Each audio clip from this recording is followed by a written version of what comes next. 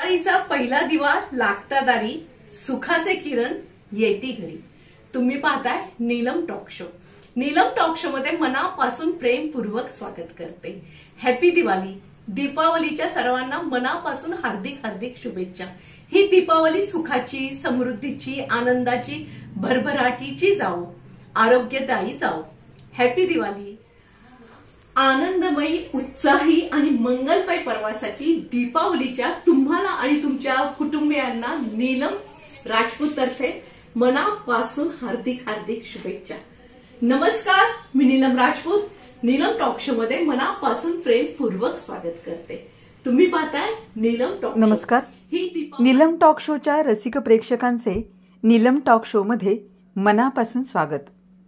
निर्मिती, चित्रण, संकलन, संपादन सौ नीलम अजयसिंह राजपूत. साताऱ्यातील सुप्रसिद्ध मुलाखतकार, पत्रकार, समुपदेशक तसंच स्पर्श फाउंडेशनच्या संस्थापिका अध्यक्षा सौ नीलम अजयसिंह राजपूत. आजच्या नीलम टॉक शो मध्ये आपण पाहणार आहोत बहुआयामी व्यक्तिमत्वाच्या कार्याची ओळख करून देणारी विशेष मुलाखत.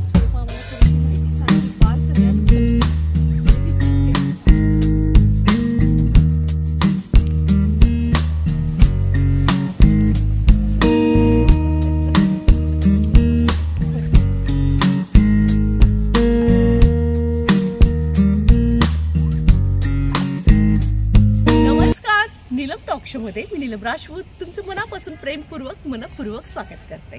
तुम्ही पाहताय नीलम टॉक शो. दीपावलीच्या सर्वांना मनापासून हार्दिक हार्दिक शुभेच्छा. ही दीपावली सुखाची, समृद्धीची, आनंदाची आणि भरभराटीची जाओ, आरोग्यदायी जाओ. तुमच्या लक्षातच आलं असेल की आज काय विशेष भाग आहे दीपावलीचा. स्वरूपा पोरे, पण त्या आधीचं माहेरचं आडनाव मांढरे. चंद्रकांतची आणि सूर्यकांतची मांढरे यांची ही नात आहे. आणि यापूर्वी नीलम टॉक शो मध्ये स्वरूपाची आणि तिच्या सासूबाईंची मुलाखत झालेली आणि त्यावेळेस त्यांनी सामाजिक तिचा जीवनाचा प्रवास पण सांगितला. माहेर सासर ते पण मांडलेलं होतं. जीवन प्रवास ऐकत तिचे आपण सामाजिक सेवा देखील जाणून घेतलेली होती. पण यावेळेस थोडासा वेगळा विषय की कसं एक एक पाऊल टाकत टाकत ती सामाजिक सेवा वेगवेगळ्या पद्धतीने करायला लागली आणि तेच ते आज आपल्याला सांगणार आहे. स्वरूपा नीलम टॉक शो मध्ये अगदी मनापासून स्वागत करते. आणि खरंच मनाला खूप आनंद होतो कारण ज्यावेळेस आपली सुरुवात असते ना त्यावेळेस लोकांचा विश्वास नसतो की ही काय करतीये. माझा अगदी 3-4 एपिसोड असेल स्वरूपाचा आणि तिचा एवढा विश्वास होता. तिने एवढा विश्वास आणि त्यावेळेस दोघी सासवा-सुनांनी मला मुलाखत दिलेली. अगदी त्यावेळेस एखादा व्ह्यू वाढायचा 50-60, आता हजारोमध्ये व्ह्यू गेला. म्हणजे ते माझ्यासाठी आज खूप आनंदाची बातमी की सुरुवात करताना जी लोक आपल्याला साथ देतात ना त्यांच्या साथीमुळेच आपण असं पुढे पुढे पाऊल टाकत असतो. असा हा नीलम टॉक शोच्या प्रवासात त्यांनी सुरुवात करून दिलेली. ते आज इथे आम्ही पोहोचलोय. काय सांगणार नीलम टॉक शो विषयी, काय सांगणार? आज नीलम ची माझी मैत्री आजची नाहीये तर बरेच वर्षापासूनची माझी तिची मैत्री. आणि तिची जे पाऊल खुणा मी बघतीये, पाऊल खुणाच म्हटल्या पाहिजेत कारण प्रत्येक पावली ती तिची सुधारणाच होत गेलेली आहे. आणि तिची प्रगतीच बघतीये मी कारण इंटरनेट यूट्यूबवर तिचे जे व्हिडिओज आहेत ते मला खरंच अभिमान वाटतो की माझी मैत्रीण आज साताराचं जे वैभव आहे त्या सर्वांसमोर उपस्थित करतेय. माझ्यासारख्या अनेक स्त्रिया आहेत ज्यांच्यात एवढे कलागुण आहेत त्या ती लोकांसमोर आणतीये. ह्याच्याबद्दल खरंच तिचे धन्यवाद. म्हणजे मनाला अगदी इतकं मनाला समाधान होतं की माझ्या लोकांसाठी मी काहीतरी करतेय, माझ्या साताऱ्यातल्या लोकांसाठी. म्हणजे नीलम टॉक शोचा हाच उद्देश होता की आपण समाजाच्या देणे लागतो ही उदात्त भावना प्रत्येकाच्या मनात असते. पण माझ्या माध्यमातून, यूट्यूबच्या माध्यमातून बऱ्याच लोकांना मी समाजाच्या पुढे आणलं. म्हणजे बरेच जण कौतुकही करतात की वेगवेगळ्या क्षेत्रातील लोकांची ओळख पूर्ण जगाला करून देण्यासाठी हा नीलम टॉक शो मी सुरू केलेला. आणि छान असे 3.5 वर्ष होऊन गेली नीलम टॉक शोला. खूप छान आनंद वाटतो. खूप छान वाटलं की आजचा विषय काय आपण मांडणार आहे. आजचा माझा विषय आहे की पालक आणि बालक यांच्यातील होणारा संवाद. आज जसं आपण बघतोय नवीन पिढी येते त्यांच्यातील संवाद आणि पालकांच्या संवादात हा खूप फरक पडतोय. आणि त्याच्यात होणारे बदल हे आपल्याला मुलांमध्ये होणारे बदल आपण ॲक्सेप्ट करून त्यांच्याशी संवाद कसा साधला पाहिजे हा पालकांना खूप सध्याचा पडलेला प्रश्न आहे. तर त्याविषयी आपण छोटीशी एक चर्चा करणार आहोत. तुम्हाला सुरुवातीला मी ओळख करून दिलेली स्वरूपाची, की चंद्रकांतजी आणि सूर्यकांतजी मांढरे यांची नात, म्हणजे चित्रकला असू दे किंवा चित्रपटसृष्टी असू दे, घरातच म्हणजे बालकडू घरातच होते. लहानपण तिचं म्हणजे आजोबांच्या बरोबरच लहानपण स्वरूपाचं गेलं. काय सांगणार आजोबांबद्दल, काय सांगणार? सूर्यकांतजी चंद्रकांतजी मांढरे यांची मी नात आहे. आज 20-22 वर्षाचा त्यांचा माझा सहवास होता. लहानपणापासून ते म्हणजे 22 वर्षापर्यंत ते माझ्याबरोबर होते.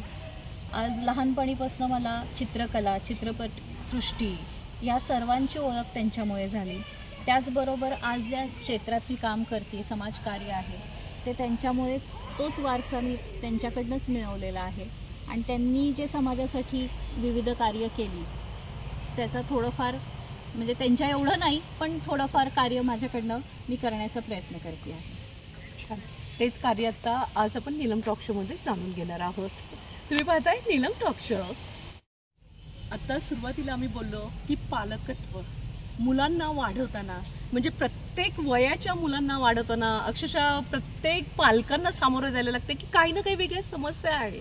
त्यांना कसं समजून घ्यायचं, कारण पूर्वीच्या काळी एकत्र कुटुंब पद्धती असायची. त्यावेळेस आजी आजोबा, आत्या, काका, काकी सगळे असे लक्ष ठेवायला मुलांवर असायचे. पण आता छोटं कुटुंब आलं, त्याबरोबर मोठे प्रॉब्लेम पण सुरू झाले. मुलांना वाढवताना किंवा पालकत्व कसं अवघड झालं आहे, काय सांगू? आजकाल आपण बघतो न्यूक्लिअर फॅमिलीज झालेले आहेत, फक्त 4च लोक. आधीचं कसं होतं, आजी आजोबा ह्यांचे सगळ्यांचे संस्कार एक वेगळेच होते, प्रत्येकाचं लक्ष असायचं. आता आई वडील जातात दोघंही कामावर, त्यामुळे मुलांच्याकडे लक्ष द्यायला वेळ नाही आहे त्यांना. आणि त्यांच्या बेसिक गरजा जरी त्यांना पूर्ण करायच्या असतील तरी त्यांना खूप पळावं लागतं आहे. आज कॉम्पिटिटिव्ह जग इतकं फास्ट झालेलं आहे, कॉम्पिटिशन एवढी वाढलेली आहे की त्या कॉम्पिटिशनमध्ये उतरण्यासाठी पालकांचीही गडबड होती आहे आणि मुलांचीही. तर ह्यामध्ये त्यांच्यातला संवाद कुठेतरी हरवल्यासारखा वाटतोय. त्यामुळे तो संवाद, सुसंवाद कसा होईल ह्याची वाटचाल मला वाटतं पालकांनी मुलांशी बोलताना केली तर मला जास्त, तो संवाद जर पालकांमध्ये आणि मुलांमध्ये झाला तर जीवन सहज होऊन जाईल असं मला वाटतं. आनंददायी होईल असं पुढचं आयुष्य, म्हणजे प्रत्येकाचं, पालकांचं पण आणि मुलांचं पण. नक्कीच. स्वरूपाची खरी ओळख आहे ती माहेरपासूनच, त्यानंतर सासर पोरे ड्रायव्हिंग स्कूलचे, सासऱ्यांचं तिच्या आणि मिस्टर, आणि ती पण सांभाळत होती, तिच्या सासूबाई सांभाळत होते. छानपैकी ड्रायव्हिंग स्कूल आहे. पण आत्ताचा हा जो प्रवास आहे, म्हणजे काय सांगणार आत्ता जे आम्ही सामाजिक, कारण दिवाळी विशेष भाग आहे हा, तरी पण आम्हाला असं वाटलं की हा विषय समाजापुढे यावा. सध्या मी बालकल्याण समिती इथे सदस्य म्हणून काम करते आहे. तर मला तिथे येणारे विविध जे मुलांमधले प्रॉब्लेम्स आहेत त्याविषयी बोलावंसं वाटलं, म्हणून आपण हा विषय आज डिस्कस करणार आहोत सगळ्यांच्या बरोबर. की मुलांशी आणि पालकांशी संवाद नसल्यामुळे होणारे जे काही वेगवेगळे त्रास मुलांना होत आहेत किंवा मुलांमध्ये वेगवेगळे प्रॉब्लेम्स निर्माण होत आहेत आणि मग मुलं मीडियाकडे वळत आहेत, ह्या गोष्टी खूप म्हणजे हा संवाद हा जर मूळ आपण व्यवस्थित ठेवला आपल्यामध्ये तर मला वाटतं कुठल्याही रिलेशन्समध्ये कधीही प्रॉब्लेम्स येणार नाहीत. मग भले ते नवरा बायको असू देत, ते मुलं असू देत, एक शिक्षक असू दे किंवा अजून आजी आजोबा, हे सगळे नातेवाईक असू देत, हा सर्व समाजही असू दे. आपण समाजात सुद्धा वावरताना आपला संवाद, आपल्याला एखादी गोष्ट जर चुकीची घडताना दिसते तर तिथे आपण बोलायचं टाळतो. तर हे नाही झालं पाहिजे. आपण तिथे पुढे येऊन त्याविषयी बोललं पाहिजे, समाजात तो अवेअरनेस आणला पाहिजे. मला वाटतं त्यामुळे संवाद ह्या विषयावर आपण जास्त भर देऊन जर पुढे गेलो तर खूप सारे प्रॉब्लेम्स आपल्यातले कमी होणार. संवाद मुलांच्यात, पालकांच्यात, बालकांच्यात संवाद खूप महत्त्वाचा आहे. तो संवाद कसा साधायचा? आता आपण एक थोडक्यात उदाहरण सांगते मी, की आपण शाळेतनं मुलं घरी आली, त्यांना सारखं एकच प्रश्न, तू शाळेत काय केलंस, टीचरांनी तुला काय शिकवलं, तू किती अभ्यास केलास, हाच विषय आपण मुलांच्या समोर हे करत असतो, प्रस्तुत करत असतो. आणि मग त्याला ते कंटाळलेले दिवसभर एकतर ते शाळेत अभ्यास हा एवढाच एक विषय असतो आणि घरी आल्यानंतर आई वडील हाच एक प्रश्न, मग तू त्याच्यात का कमी पडलास, मग तू कुठे अभ्यासात कमी पडला, मग ह्याच्यावर काम कर. हा मला वाटतं संवाद मी म्हणू शकत नाही. हा सुसंवाद जर आपल्याला, हा नुसता संवाद झाला, पण आपल्याला हा सुसंवाद करायचा असेल तर मला वाटतं मुलं जी आहेत ही फक्त अभ्यासाव्यतिरिक्त ह्यांच्यावर प्रचंड प्रेशर आहे. पिअर प्रेशर म्हणजे मुलांच्यात वावरताना त्यांच्यामध्ये असलेलं एक प्रेशर की बाबा ह्याच्याकडे हा कंपॉस आहे, हे चांगलं काहीतरी मोबाईल वापरतो, किंवा अजून ह्याच्या घरी कॉम्प्युटर आहे, किंवा ह्याचे पालक ह्याला कुठेतरी फिरायला लांब घेऊन जातात, ह्या गोष्टींचंही प्रेशर आहे. मग तुझे पालक तुला कुठे घेऊन जात नाहीत वगैरे. तर हा मुलांवर असणारा खूप मोठा दबाव आहे मला असं वाटतं. आणि तो अभ्यासापेक्षा कितीतरी जास्त आहे. किंवा तू कसा दिसतोस, तू कुणाबरोबर वावरतोस, हे खूप सारे प्रश्न मुलांच्या समोर आहेत. आणि मला वाटतं ते डिस्कस करण्याची पालकांना खूप गरज आहे की अभ्यासाव्यतिरिक्त त्याचा दिवस कसा जातो. आज तो त्याच्या मित्राशी काय बोलला, किंवा त्याचा मित्र अजून कुठल्या विषयावर त्याच्याशी काय संवाद साधलेला आहे त्यांनी, हा गोष्टी जाणून घेणं हे पालकांचं मला वाटतं परम कर्तव्य आहे. की ह्याच्याबरोबर नुसताच अभ्यास नको तर बाकीच्याही ॲक्टिव्हिटीज, मग तो अभ्यासाव्यतिरिक्त त्याच्या अजून कुठले कलागुण अजून त्याला इंटरेस्ट आहे, या कलागुणांच्यावर सुद्धा भर दिला. एखादा ड्रॉइंगमध्ये मुलगा चांगला असेल तर एखादा स्पोर्ट्समध्ये चांगला असेल तर ह्याविषयी सुद्धा आपण मुलांच्यावर डिस्कशन केलं तर ती मुलं मोकळेपणाने आपल्याशी बोलतील. आणि तिथं तो एकमेकांचं बॉन्डिंग किंवा एकमेकांवर असलेला विश्वास मला वाटते तिथेच निर्माण होतो. आणि मुलं मग बाहेर जाऊन कुणाला शोधत नाही बसत. की जर ह्या गोष्टी आपण घरात त्यांच्याशी डिस्कस केल्या नाहीत तर मला वाटते मुलं कोणतरी त्याचे मित्रमैत्रिणी हे बाहेर शोधतात की ज्यांच्याशी त्यांचे जे प्रश्न पडलेले असतात अजून म्हणजे मला वाटतं लहान, आपण म्हणतो ॲडोलेसन्स एज हे 14 नंतर वगैरे, पण आता हा जो ॲडोलेसन्स एज आहे हे 8, 9, 10 म्हणजे इथून चालू झालेलं आहे. त्यांच्यामध्ये होणारे हे फिजिकल चेंजेस खूप फास्ट होत आहेत. सोशल मीडियामुळे मुलं खूप एक्सपोज होत आहेत मीडियाला आणि त्यांना खूप साऱ्या गोष्टींचं नॉलेज येतं आहे. मग त्यावेळेला हे नॉलेज त्यांना अर्धवट असल्यामुळे खूप सारे प्रश्न असतात त्यांच्या मनात. त्यावेळेलाही ते जर त्यांनी पालकांशी किंवा कुणाशी डिस्कस नाही केले तर ते त्यांच्या मित्रमैत्रिणींमध्ये डिस्कस करून ह्याची उत्तरं शोधण्याचा प्रयत्न करतात. मला वाटतं त्यावेळेला पालकांनी ह्या एजपासूनच सतर्क राहावं की मुलांशी आपण म्हणतो ना ह्या गोष्टी बोलू नये, हे कसं बोलू नये, असं नाही आता राहिलेलं. आजकालचं जग खूप बदललेलं आहे. ह्या गोष्टी मला वाटते ओपनली आपण फॅमिलीजमध्ये जर डिस्कशन केलं तर मुलं ह्या गोष्टींचा इंटरनेटवर किंवा ह्याचा शोध घेण्यासाठी क्युरियासिटी निर्माण त्यांच्यात जास्त होऊन ह्या गोष्टींचा बाहेर कुठे शोध घेणार नाही. मला वाटतं ह्याचं पालकांनी विचार करून त्यांच्याशी संवाद साधताना फक्त त्यांच्या आपली मतं न लादता त्यांचीही मतं जाणून घेण्याचा प्रयत्न प्रत्येक पालकांनी केला तर मला वाटतं तिथेच तुम्ही मुलांचं मन जिंकता आणि तो विश्वास तुम्ही मुलांच्यात निर्माण करता की मला बाहेर कोणी शोधण्याची गरज नाही आहे, तर माझे पालक माझ्यासाठी खंबीर आहेत की ते माझ्या प्रत्येक प्रश्नाचं उत्तर माझ्यासाठी उपलब्ध करतायत. मला वाटतं हा विश्वासच आपण त्यांना देणं खूप महत्त्वाचं आहे. खूप महत्त्वाचं बोलली स्वरूपा. हे खरंच आहे. हा विश्वास एकदा मुलांच्यात आला ना की आई वडील त्यांना अगदी मित्र-मैत्रिणीसारखेच वाटणार आहे. अगदी एवढ्या जवळचं नातं त्यांचं तयार होईल अगदी. नक्कीच. आज आपण म्हणतो की फिजिकल, आता आमच्या इथे येणारे हे मॅक्झिमम पोक्सो केसेस आहेत की पोक्सो केसेसमध्ये आम्ही ज्या वेळेला त्या विक्टिम्सशी बोलतो त्यावेळेला आम्हाला हेच जाणवतं आहे की ह्या मुली किंवा मुलांवरही आज पोक्सो हे विक्टिम्स मुलंही आहेत, मुलींच्या बरोबरीनं आहेत. तर त्यावेळेला आम्हाला हेच लक्षात येतं आहे की ही मुलं कुणाशी बोलू शकत नाहीत. म्हणजे आज कदाचित 1-1 वर्षांनी आमच्यासमोर केसेस आलेले आहेत. तर त्यावेळेला आम्हाला हेच कळालेलं आहे की त्यांचा कुणावरही विश्वास नव्हता हे सांगण्याचा, कारण त्यांना कोणीतरी तूच चुकीचं आहेस. म्हणजे आजकाल मुलींच्या बाबतीत आपण हे जास्त बघतो की जर एखाद्या मुलीने आईला सांगितलं की आई माझ्याबरोबर हे घडतंय तर हां तूच काहीतरी केलं अशी, तो म्हणजे मुलांवरच- तिथे मुलींवर हा हे केला जातो किंवा लहान आहेस तुला अक्कल नाहीये हे असं काही नाहीये. तर त्यांचेही विचार आहेत, त्यांचीही मतं आहेत, त्यांचेही काही फिलिंग्ज आहेत. ह्या गोष्टी त्यांना एक्सप्रेस करण्यासाठी मला वाटतं आईवडिलांनी ती मोकळी आणि तो मोकळेपणा त्या नात्यांमध्ये जर दिला तर ह्या खूप साऱ्या गोष्टी इथं टळणार आहेत.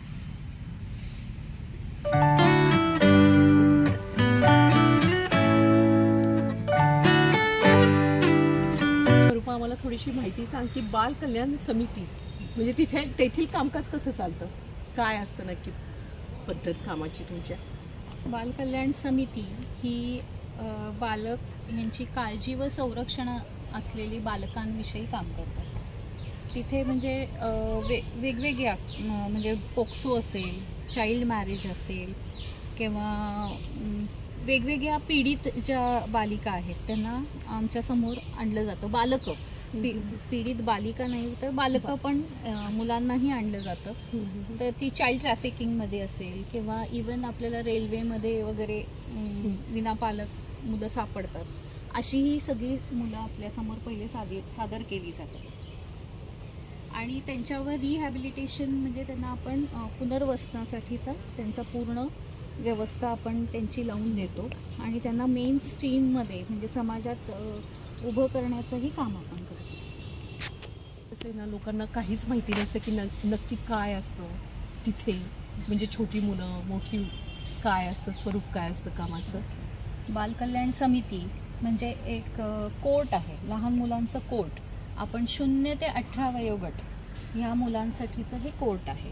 आणि तिथे इथे येणारी जी मुलं आहेत पोक्सो म्हणजे त्यांच्यावर समजा फिजिकल असॉल्ट वगैरे झाला असेल तर तो पोक्सो अंतर्गत येतो. आणि बालविवाह आपण म्हणतोय की आजकाल संपलेला आहे बालविवाह, असं नाही आहे. उलटं बालविवाहाचं प्रमाण वाढायला लागलं. कारण पालकांमधली जी भीती आहे की मुलीला आपल्या काहीतरी बाहेर सोडल्यानंतर कोणी काही तिच्याबरोबर दुष्कर्म करेल वगैरे असं जे आहे, तर त्या भीतीने पालक करतायत. किंवा 2 ऑप्शन्स आहेत त्याच्यात की बाबा मुलं असंही की बाबा मुलांना 14-15 वर्षी वाटणारे म्हणजे होणारे त्यांचे प्रेमसंबंध, त्यातून मग बालविवाह, असे बालविवाहाचंही प्रमाण वाढत आहे. हे सर्व केसेस आपल्यासमोर असतात. आज आपण बघतोय की मुलांच्यात जो सेल्फ कॉन्फिडन्स पण कमी झाला आहे, की त्यांना असं वाटतं की आज आपण बघतोय की मुलांचा स्वतःवरचा विश्वासही कमी झालेला आहे. की त्यांना काय झालं की लगेच मी आत्महत्या करतो किंवा मला हे होणार नाही, हे मला जमणार नाही. त्यामुळं आज आपण सुसाईडचं हे प्रकरणंसुद्धा वाढत चाललेली आहेत. तर आपल्याला ह्याच्यावरही काम आम्ही करतो. काउन्सिलिंग आमच्याकडे एक सेंटर आहे जिथे मुलांना बोलवून आपण त्यांचं काउन्सिलिंग करून त्यांच्यातल्या त्याची कारणं शोधून त्याच्यावर काम केलं जातं आणि मुलांना त्यातून डायव्हर्ट करून त्यांच्या मेन स्ट्रीमला आणण्याचा आपण प्रयत्न करतो. की आज जे प्रेशर आहे मुलांना समाजात की बाबा मला ह्या कॉम्पिटिशनला मुलांच्याबरोबर कॉम्पीट करणं, किंवा पालकसुद्धा त्या मुलांना इतकं हे प्रेशर करतायत की आज तो मुलगा जर ह्या कॉम्पिटिशनमध्ये पहिला येतोय मग तू का नाही. पण ते हा विषय लक्षातच घेत नाहीत की आपल्या मुलाला कदाचित त्याविषयी आवडच नसेल, दुसऱ्या कुठल्या तरी विषयात असेल. हा त्यांच्या हे ते लक्षातच घेत नाही आहेत. पण त्यांचं एक प्रेस्टीज जे कॉम्पिटिशन चाललेलं आहे पालकांमध्ये ते एक वेगळ्याच स्टेजला आहे की त्यांना असं वाटतं की समोरच्या मुलांनी केलं म्हणजे ते माझ्या मुलांनी केलंच पाहिजे, त्याच वेळेला माझा समाजात असलेला तो प्रेस्टीज ते मेंटेन केलं पाहिजे. पण त्यावेळेला ते एक व्यक्ती म्हणून त्या मुलाकडे बघत नाही आहेत. तीही एक स्वतंत्र व्यक्ती आहे, त्याचेही विचार आहेत, त्याच्याही आवडी आहेत किंवा त्याच्या काही वेगळ्या इच्छा स्वप्न असू शकतात. हे पालकांच्याकडनं मला वाटतं बघितलं जात नाही आहे. त्यावेळेला पालक आपले जे काही विचार आहेत ते त्यांच्यावर थोपून मग वेगवेगळे प्रॉब्लेम्स तयार होत आहेत आणि ते सर्व प्रेशर मुलांवर येतं आहे. त्यामुळे प्रेशर आल्यामुळे पुढे आत्महत्येचं तेही प्रमाण वाढत, त्याचमुळे ते तर रिझन आहे ना. आणि तिथं कम्युनिकेशनच नाही आहे ना की त्यावेळेला पालकांचे विचार तुमच्यावर थोपले गेलेत, त्या मुलाला विचारलंच जात नाही आहे की तुझं मत काय आहे किंवा तुला काय करायचं ही इच्छाच त्याची म्हणजे मांडायला त्याला हेच नाही आहे ना, कम्युनिकेशन करायला व्यक्तीच नाही आहे समोर. त्यामुळे त्या मुलांमध्ये मग ठीक आहे मला हे जमत नाही आहे तर आत्महत्या, हे बऱ्यापैकी आपण समाजात वावरताना हे मेन रिझन आहे मानसिक त्रास मुलांचा. कारण घरातून निघून जाणं, मला हे नाही मिळालं, मला ते नाही त्याचे मिळालं. तर आमच्याकडे रोज बऱ्यापैकी एक दिवसाआड केसेस आहेत की मुलं निघून जात आहेत घरातून. का तर आई वडील ओरडले, त्यांना सस्टेन करण्याची म्हणजे त्यांना काही गोष्टी सहनशीलता ही मुलांच्यातली कमी झालेली आहे की मला काहीतरी म्हणजे फोकस नाही आहे, मला तिथपर्यंत गाठायचं आहे, त्यासाठी मला हे वेगवेगळ्या स्टेप्समधनं किंवा ह्या वेगवेगळ्या डिफिकल्टीजना पुढे सामोरे जाऊन मग हे मला अचीव करायचं आहे. हे मुलांना माहीतच नाही आहे, त्यांना सगळं इन्स्टंट हवं, इन्स्टंट की मी असं ही डिग्री घेतली की इमिजिएट मला अशी नोकरी पाहिजे. अरे तसं नाही आहे. आज आपण मोठे मोठे आपले उद्योगपती बघा किंवा कोणी आज आपले साताऱ्यातले सुद्धा वेगवेगळं आता तू केलेली आहेस, त्यांनी किती टप्प्यामधून तो प्रवास केलेला आहे, शून्यातूनच सर्व तो असतं. त्यांना माहीतच नाही आहे. त्यामुळे त्या मुलांना ते डिस्कस करण्याची किंवा तुम्ही जे पालक अगदी इन्स्टंट माझ्या मुलाने हे मागितलं की त्याला इमिजिएट हजर, थोडंसं ह्याही गोष्टी त्यांना लगेच कुठलीही गोष्ट मागितली आणि दिली असंही नको. त्याचा कुठेतरी बॅलन्स मेंटेन झाला पाहिजे.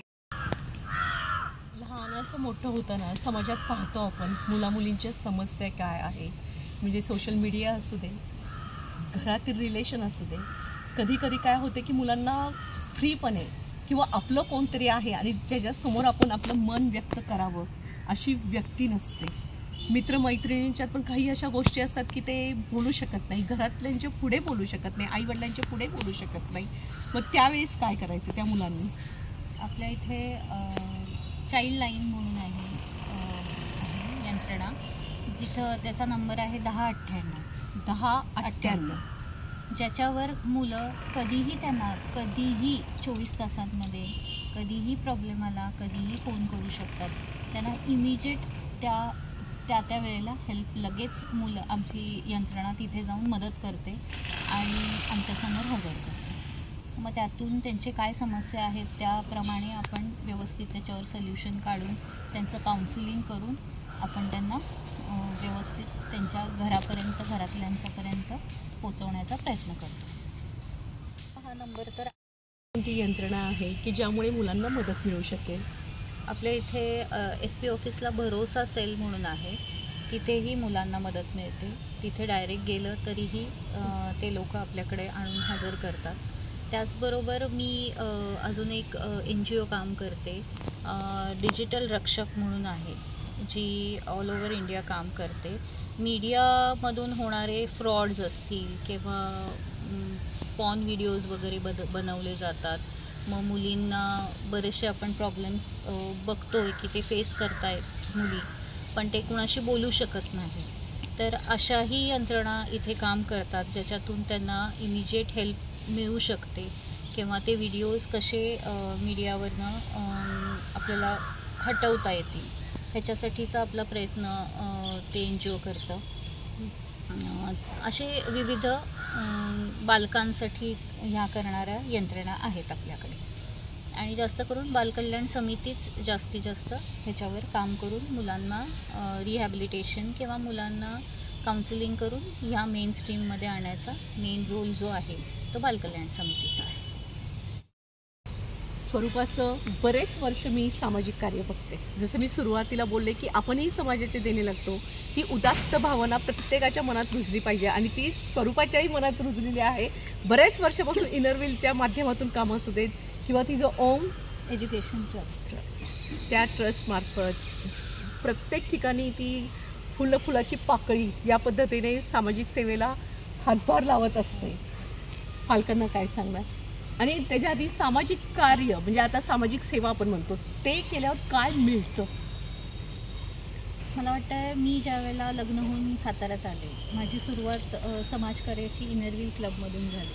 म्हणजे मला वाटतं मी एवढंसुद्धा व्यवस्थित बोलू शकत नव्हते. मी सगळं क्रेडिट जे देईन ते फक्त माझ्या इनरव्हीलला देईन, इनरव्हील क्लब ऑफ सातारा. ज्या सर्व माझ्या मैत्रिणींनी मला जो सपोर्ट केला किंवा माझ्यात जो विश्वास दाखवला, त्यावेळेला मी आज 18 वर्ष झालं तिथेही पदाधिकारी म्हणून काम करते आहे आणि तिथला जो कॉन्फिडन्स घेऊन मी आज विविध क्षेत्रांमध्ये उतरते. त्यावेळेला समाजकार्याचं जे मी साताऱ्यात मी रोवलं ते फक्त इनरव्हीलनी सुरुवात केली आणि आज जे काय आहे मी वेगवेगळ्या क्षेत्रात तुमच्यासमोर येते आहे वेगवेगळ्या उपक्रम घेऊन, ते फक्त म्हणजे समाजकार्याचं आपण एक समाजाचं देणं लागतोच आहे. आणि आज मला लहान मुलांबरोबर काम करताना खूप छान वाटतं, कारण आज हे जे लहान मुलं आहेत ही आपल्या भविष्य आहे, आज आपल्या देशाचं भविष्य आहे आणि त्यांच्यावर जर काम केलं आपण आणि एक समाज सुदृढ समाज जर आपण निर्माण करू शकलो, मला वाटतं त्याच्यासारखी खूप कौतुकास्पद गोष्ट कुठली नसेल आणि एक सक्षम समाज आपण निर्माण करू शकू. जे बाकीचं नुसतं शिक्षण देण्याने नव्हे, तर मला वाटतं खूप साऱ्या गोष्टी मॅटर करतात मुलांना व्यक्तिमत्व घडवण्यामध्ये. मला वाटतं त्या सर्व पैलूंवर आपण काम केलं पाहिजे आणि त्याचबरोबर पालकांनाही एक मला थोडंसं सांगावंसं वाटेल की प्रत्येक मूल हे युनिक आहे, प्रत्येक मूल हे वेगळं आहे, त्याची विचारसरणी वेगळी आहे, त्याची आवड वेगळी आहे, त्याचं समाजाशी जोडतानाचं नातं किंवा एक दृष्टिकोन बघण्याचा वेगळा आहे. तर त्याला एक वेगळं व्यक्ती म्हणून बघितलं जावं, त्याचं कुठेही कम्पॅरिझन होऊ नये एवढीच इच्छा आहे की ज्याच्यानी एखादा बालक घडताना त्याला मोकळेपणाने घडून द्यावं, ज्याच्यामुळे तो त्याचा 100% त्या गोष्टीला देऊ शकेल ते बालक. तुम्ही जर त्याला सारखं अडवून की हे करू नको ते करू नको, मान्य आहे काही गोष्टीत आपण अडवलं पाहिजे, पण त्या अडवण्यालाही काही रिझनिंग पाहिजे. ते तुम्हाला कौशल्य आलं पाहिजे की त्या मुलाला ते का नाही करायचं हे तुम्ही समजून सांगता आलं पाहिजे. ते पण एका चांगल्या कन्सेप्टनी किंवा उदाहरणं सांगून किंवा अजून काही असेल त्याच्याशी संवाद साधून की त्याच्याकडनं येऊ दे की ही गोष्ट चुकीची आहे. मला वाटतं आपण जर त्याला सांगायला गेलो की ही गोष्ट चुकीची करू नकोस तर ते मूल करेल, पण आपण त्याला जर वेगवेगळ्या एक्झाम्पल्स किंवा अशी उदाहरणं समोर ठेवून जर ते पटवून दिलं तर त्या बालकाला ते समजून जाईल की हे करणं चुकीचं आहे. असे वेगवेगळे आपण काय म्हणतो आपण पर्याय समोर ठेवून त्याच्या मला वाटतं ज्या गोष्टी आपल्याला त्याला समजून सांगायच्या आहेत त्या आपोआप ते समजून ती मुलं तशी वागतात. फक्त आपण आपल्या विचारसरणीत आता बदल करणं गरजेचं आहे. समजून घेणं महत्त्वाचं आहे, समजून घेणं आणि तो संवाद आणि मेंटेन कसं मुलांच्यातच पूर्ण म्हणजे त्यांचं जीवच असतं, आयुष्यच असतं. मुलांच्या भोवतीच सगळं जीवन त्यांचं फिरत असतं, म्हणजे जीव की प्राण श्वास अगदी मुलंच असतात. ते घडवताना आजकाल नवीन म्हणजे ज्याला नवीन कलियुग म्हणतात तसं खूप अवघड आहे. हार्डशिप्स किंवा जे काही कष्ट आहेत त्यालाही सामोरं जाण्याची ताकद ही पालकांनीच निर्माण करून दिली पाहिजे. मला वाटतं तेही त्यांना आलं पाहिजे. फेलियर्स ही जमले पाहिजेत आणि सक्सेस ही हँडल करता आली पाहिजे.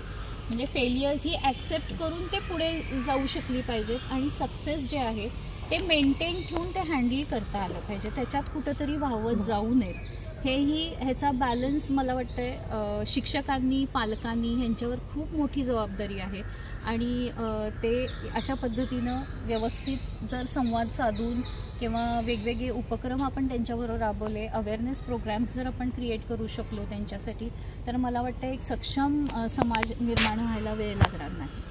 म्हणजे अगदी पालकांच्या बरोबर शिक्षकांचंही खूप मोलाचं नक्कीच शिक्षक म्हणजे पालकांनंतर मला वाटतं पालकांपेक्षा जास्त घडवण्यात शिक्षकांचा हातभार जास्त असतो. त्यांनी शिक्षण पद्धती जर खूप सारे चेंजेस करण्याची गरज आहे खरं शिक्षण पद्धतीमध्ये. नुसतं बुकिश म्हणजे पुस्तकी ज्ञान नको आहे आपल्याला, तर एक्सपेरिमेंटल्स किंवा अजून त्यांना एक्सप्लोअर करण्यासाठी अभ्यासात त्यांनी वाव दिला पाहिजे.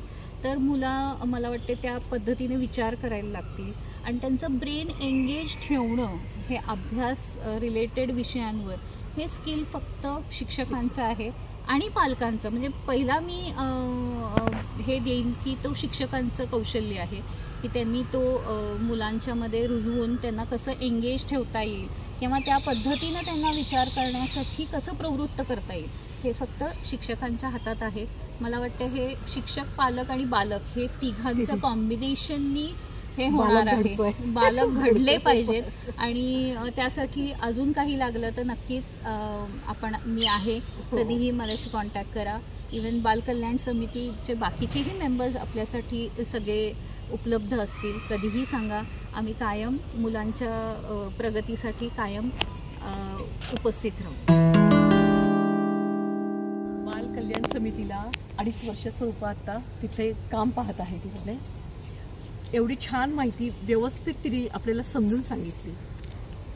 पण एक शेवट जाता जाता एक मुद्दा घेणारे मी, समाजात वावरताना मुलांच्यात व्यसन, मग ते मोबाईलचं असू दे किंवा इतरही व्यसनाचं प्रमाण जास्त वाढताना दिसतंय आता समाजात, त्याबद्दल काय म्हणते?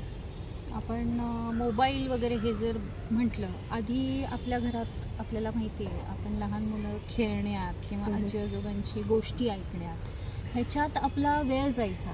पण आजकाल आपण जे मी मगाशी सुरुवात केली, न्यूक्लिअर फॅमिली, आपण एक 4 जणांचं कुटुंब आणि प्रत्येकजण बिझी आहे. त्यामुळे ही मुलं त्यांचा साथीदार किंवा त्यांना एक कम्युनिकेशन करण्यासाठीची व्यक्ती शोधतंय ते फक्त मोबाईलमध्ये, टी व्हीमध्ये किंवा मग ह्याच्या व्यतिरिक्त त्यांच्याकडे कोणी दुर्लक्ष केलं की मग ते व्यसनाकडे. म्हणजे ह्या गोष्टींचा इम्पॅक्ट एकमेकांशी रिलेटेड आहे. तर त्या मुलांना जर व्यवस्थित वातावरण घरापासून मिळालं, मग त्यासाठी अगदी काही मोठं घर पाहिजे असं नाही, छोट्या खोलीतही तो संवाद साधू शकतो आणि मोठी घरं असून सुद्धा त्याच्यात संवाद नसतो. तर हे गोष्टी आपणच आईवडिलांनी हे लक्षात घेतलं पाहिजे की निदान एक अर्धा तास आपल्या मुलांच्यामध्ये रोज काय मुलं आपली करतायत ह्याच्यावर जर आपण कॉन्सन्ट्रेट केलं तर आपल्याला मुलांच्या रोजच्या सवयी कळतील किंवा ते कुठं अडतायत किंवा कुठं त्यांना मदतीची गरज आहे हे आपल्याला जाणून घ्यायला खूप सोपं जाईल. की अभ्यासाव्यतिरिक्त तुम्ही अर्धा तास त्यांना वेगवेगळ्या विषयांवर त्यांचं नॉलेज काय आहे हे तुम्ही त्यांच्याशी जर डिस्कस केलं तर मला वाटतं खूप सारे तिथून तुम्हाला उत्तरं मिळतील की आपला मुलगा कुठे चालला आहे किंवा अजून त्याला डायव्हर्जन आपल्याला दिलं पाहिजे का किंवा चुकीच्या वळणावर चालला आहे का. हे आपण मला वाटते आई वडील आपल्या मुलाला जेवढं जाणतील मला वाटतं दुसरं कोणी जाणून घेऊ शकत नाही. त्याच्या प्रत्येक हालचालींवर आपलं लक्ष असतं की तो काय करतोय किंवा त्याच्या ॲक्शन्स काय आहेत, त्याच्यानी तो काय विचार करत असेल, त्याचं बॉडी लँग्वेज आहे, आय कॉन्टॅक्ट आहे, हे आपल्याशी इतकं हे झालेलं पाहिजे, एकरूप झालेलं पाहिजे की त्याच्या आय कॉन्टॅक्टवरून त्याच्या बॉडी लँग्वेजमधून आपल्याला कळालं पाहिजे की हा काय विचार करतो. आणि आपल्याकडे आजकाल 1 आणि 2 मुलं असतात, तर मला वाटतं हे खूप सोपं झालंय आणि हे लक्ष ठेवायला काहीच अडचण नाही आणि ह्याला खूप कमी वेळ लागतो आणि तो दिला तर मला वाटतं बाकीच्या कशाची गरजच नाही. खूप छान माहिती सांगितली. म्हणजे स्वरूपाचा मी आत्तापर्यंतचा प्रवास बघितला. बऱ्याच वर्षांची आमची मैत्री आहे. मांढरेंचं तर कौटुंबिक पार्श्वभूमी तर माहितीच आहे, तरी ती हिरोईन झाली नाही. आजोबा होते, आजोबांच्याकडे होतं म्हणजे घरातच होतं पण तिला जाऊ दिलं नाही. जाऊ दे, सामाजिक सेवा घेतली, हे मोठं काम करते, खूप मोठं काम झालं. त्याचे आशीर्वाद खूप आहेत त्याच्यापेक्षा. ते खरंच आहे. म्हणजे मी आता मगाशी विचारलं पण काय मिळतं ते आपण शब्दात सांगू शकत नाही की समाज जे मिळतं ते कुठल्याही गोष्टींनी नाही होऊ शकत. हृदयापासूनच ते समाधान मिळतं. म्हणजे आपण शब्दात ते सांगू शकत नाही की मला समाज सेवा केल्यावर काय मिळतं. ते जे करतं ना त्यालाच कळतं. आज एखादा किस्सा मी सांगेन की एक आपल्या इथले नामांकित होते, त्यांची मुलगी आपल्याकडे आली होती. तर ती किती वेळ म्हणजे पोलीस डिपार्टमेंट असेल, आमचं डिपार्टमेंट असेल, तिच्या पाठीमागे होतं की खरं काय ते सांग, खरं सांग. 2 दिवस मला वाटतं सगळ्यांनी प्रयत्न केले, कुणालाही जमलं नाही. आणि ती मला वाटतं माझ्याकडे फक्त अर्धा तास होती, पण तिने अर्धा तासात जे काही तिच्याबरोबर घडलं ते इतकं इझिली सांगून गेली की त्याच्याने तो पुढचा पोलिसांचा तपासही खूप इझी झाला आणि त्या म्हणजे केसचा निर्णय पटापट लागत गेला. हे खूप गरजेचं आहे की त्या मुलीला आई वडिलांचा संवाद नाही आपलासा वाटला, पण तो माझ्याबरोबर वाटला. हाच तर विश्वास, हा विश्वास आपण त्यांना देणं गरजेचं आहे की ती खूप केस सॉर्ट आऊट करायला खूप पोलिसांना मदत झाली. त्यामुळे हा संवाद मला वाटतं प्रत्येकाने साधावा.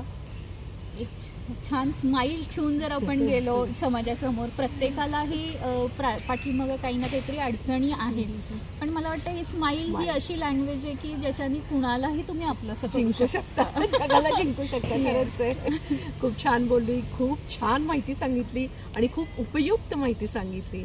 आणि नीलम टॉक शोमध्ये आल्याबद्दल खूप खूप धन्यवाद. आभारी आहे, मनापासून आभारी आहे. कारण हा नीलम टॉक शोचा दुसरा भाग आहे की स्वरूपाबरोबर आम्ही करतो.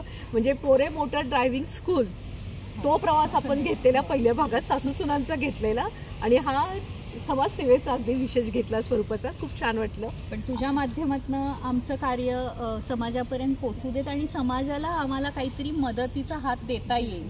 मला वाटतं हा टॉक शोमधनं आम्हाला प्रत्येकापर्यंत पोचता येईल मला वाटतं. त्यामुळे नीलम तुझेही धन्यवाद. धन्यवाद, आभारी आहे.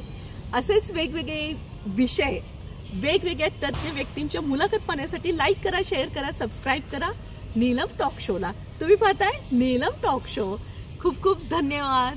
दीपावलीच्या सर्वांना हार्दिक हार्दिक शुभेच्छा.